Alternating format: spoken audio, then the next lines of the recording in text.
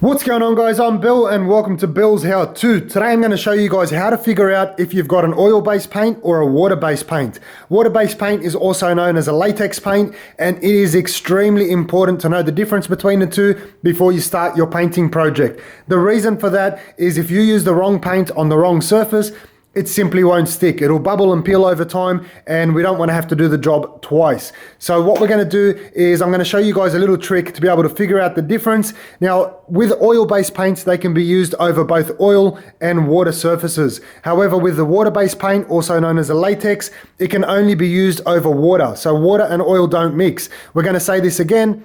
Oil can be used over oil and water surfaces, where the water can only be used over water surfaces. So the easiest way to figure out the difference between the two, we can use methylated spirits or we can use some acetone. So if you haven't got any of these two at home, acetone is also nail polish remover. So if you've got some nail polish remover at home, you can also use this technique.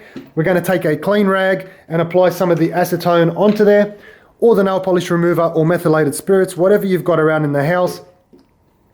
Apply some onto a rag, and we're going to take our pre-painted surfaces here. So we'll start off with the oil-based painted surface. If we take this rag, wipe it over the surface a few times, what will tend to happen is you'll see there's no transfer of color over onto the cloth, and the trim here has just become really glossy and shiny. It basically cleans the surface really nicely, and that's how you know that you have an oil-based surface there. If we did the same thing to a water-based surface, we'll wipe this over a few times here.